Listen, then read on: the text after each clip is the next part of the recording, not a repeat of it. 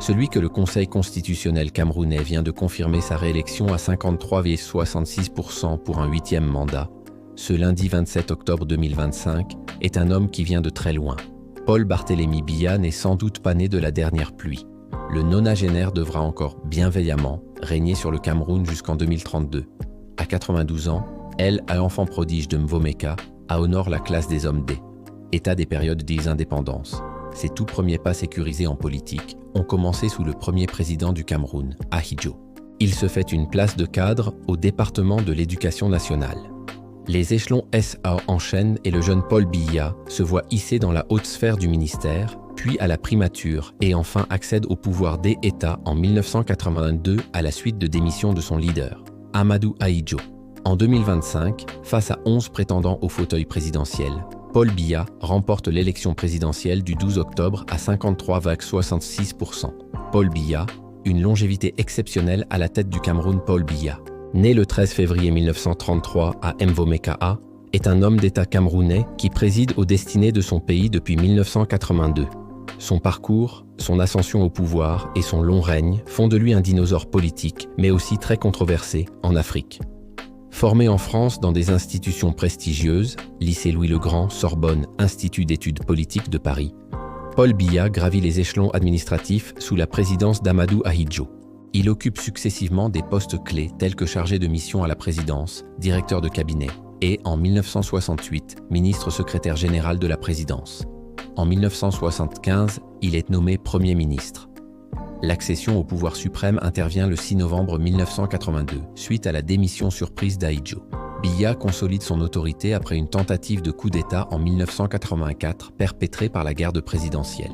La répression qui suit élimine ses rivaux et l'ancien président Ahidjo est condamné à mort par contumace avant d'être gracié.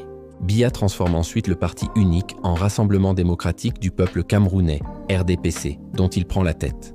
Dans les années 1980, Biya introduit des réformes politiques et, sous la pression de mouvements de contestation comme les Villes mortes au début des années 1990, il accélère la mise en œuvre du multipartisme. Il restaure la liberté d'association et permet l'émergence d'une presse indépendante. Cependant, ses victoires électorales sont systématiquement entachées d'accusations de fraude. Élu sans opposition en 1984 et 1988, il remporte de justesse la présidentielle de 1992 face à John Frundi.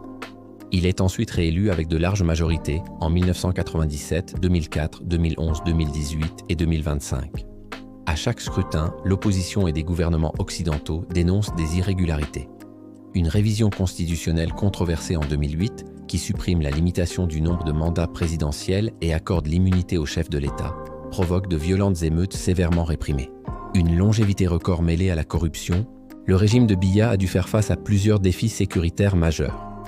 À partir de 2014, l'insurrection de Boko Haram, venue du Nigeria, s'est propagée dans le nord du Cameroun, conduisant à un engagement militaire contre le groupe terroriste. À partir de 2016, une crise séparatiste éclate dans les régions anglophones du nord-ouest et du sud-ouest. Les revendications, initialement portées sur la marginalisation des anglophones, ont évolué vers des demandes d'indépendance et la proclamation symbolique de l'Ambazonie. La réponse militaire vigoureuse du gouvernement et la radicalisation des séparatistes ont plongé la région dans un conflit violent. Biya a qualifié les séparatistes de terroristes et a prôné le dialogue, mais uniquement dans le cadre de la légalité républicaine. La corruption reste un fléau majeur. Si l'opération Épervier, lancée en 2006, a conduit à l'arrestation de hauts fonctionnaires, elle est aussi perçue comme un outil pour éliminer des rivaux.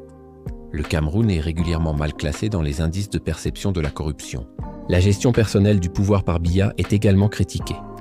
Ses fréquents et longs séjours privés à l'étranger, notamment en Suisse, ainsi que la rareté des réunions du Conseil des ministres, alimentent les accusations d'absentéisme. Ces absences prolongées donnent régulièrement lieu à des rumeurs sur son état de santé, voire sur son décès, comme lors d'une absence inexpliquée de 50 jours à l'automne 2024.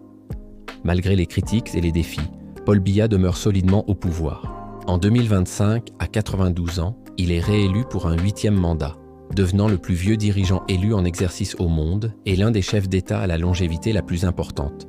S'il termine ce mandat, il aura près de 100 ans. Son règne, marqué par une stabilité politique certaine mais aussi par des contestations récurrentes et des crises profondes, a indéniablement marqué l'histoire contemporaine du Cameroun. Son programme pour le septennat. Le programme de société de Paul Biya pour 2025-2032 est intitulé « Grandeur et espérance, le septennat des grandes espérances ». Ce programme électoral, présenté comme une réponse aux attentes des citoyens, dresse une vision ambitieuse pour le Cameroun autour de 11 piliers principaux. 1. Fondation. Paix, sécurité et stabilité nationale. Le programme place la préservation de l'unité nationale et de la sécurité comme condition préalable à tout développement. Il s'engage à poursuivre les actions de restauration de la paix dans les zones en crise, renforcer la lutte contre le grand banditisme, la criminalité et les trafics, rationaliser les institutions pour une stabilité durable, lutter contre le tribalisme et promouvoir la cohésion nationale, adopter une législation renforcée contre la cybercriminalité. 2. Gouvernance. Consolidation de la démocratie et des libertés. Le projet promet de renforcer le cadre démocratique et les libertés par l'amélioration des règles pour des élections transparentes et inclusives, la protection de la liberté d'expression et des journalistes, la facilitation d'un statut pour les partis politiques représentés au Parlement, le renforcement des droits des personnes vulnérables. 3. Économie. Croissance, émergence et assainissement.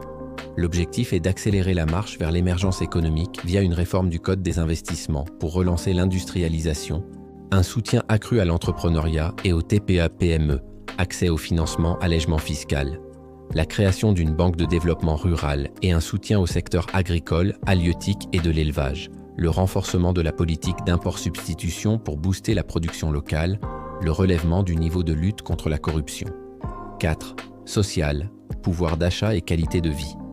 Pour améliorer le quotidien des populations, le programme propose l'amélioration continue des rémunérations dans tous les secteurs, la régulation des prix des produits de première nécessité, la mise en œuvre d'un tarif social pour l'eau, l'électricité, le logement et le transport, un allègement de la fiscalité sur les produits Made in Cameroun, des mesures de soutien pour les secteurs informels, agricoles et de l'artisanat. 5. Services publics. Santé, éducation et accès aux bases. L'offre de services sociaux doit être améliorée grâce à la construction de centres de santé et le renforcement des plateaux techniques hospitaliers, la garantie d'un accès effectif à la couverture santé universelle, un encadrement renforcé de la santé maternelle et infantile, la modernisation du modèle éducatif et la revalorisation des conditions des enseignants, le développement des réseaux d'eau potable et d'un mix énergétique durable. 6. Inclusion, épanouissement des femmes et des jeunes. Le programme vise une meilleure intégration des femmes et des jeunes par leur responsabilisation accrue dans les secteurs publics et privés. Un soutien à l'entrepreneuriat et à l'auto-emploi, une lutte soutenue pour l'emploi des jeunes, le renforcement de la législation contre les violences faites aux femmes, la finalisation du Code de la famille et le développement de crèches publiques. 7. Avenir, numérique et écologie. Pour moderniser le pays et préserver son environnement, le projet prévoit de faciliter la création de solutions numériques locales, d'associer innovation numérique et décentralisation, de faire voter une grande loi sur l'économie durable pour préserver la biodiversité, de renforcer l'économie circulaire et la gestion des déchets, de faire de l'écologie une grande cause nationale. 8.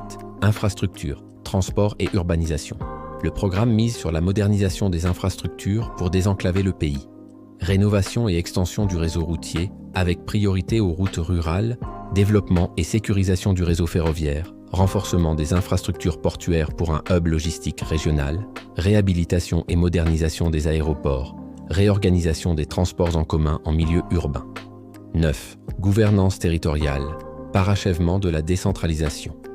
Pour renforcer l'autonomie des territoires, l'engagement est d'accélérer le transfert des compétences et des ressources aux collectivités locales, de mettre en place des mécanismes de contrôle citoyen et de participation populaire, d'améliorer le cadre légal de la coopération décentralisée, de finaliser le statut des personnels de la fonction publique locale. 10. Rayonnement, culture, sport et diplomatie. Le programme souhaite promouvoir l'identité camerounaise et son influence via la modernisation des infrastructures sportives et culturelles, la stimulation des industries créatives, la restauration du rôle des chefferies traditionnelles, la protection des ressortissants à l'étranger et le renforcement de la coopération sécuritaire avec les pays voisins. 11. Vision sociétale, pour une nouvelle citoyenneté. Enfin, le projet aspire à forger une nouvelle citoyenneté, incarnée par des Camerounais, bien formés, compétents et alliant savoir-faire et éthique, engagés au service de la collectivité, attachés aux valeurs de paix, de rigueur, de probité et de travail, tolérants, solidaires et soucieux de l'harmonie communautaire, fiers de leur histoire et de leur culture, ouverts sur le monde mais fidèles à leurs racines. En synthèse, ce programme se présente comme un projet de société complet et ambitieux, visant à transformer le Cameroun en une nation émergente, unie et prospère, en s'appuyant sur une gouvernance renouvelée, une économie dynamique et une citoyenneté active.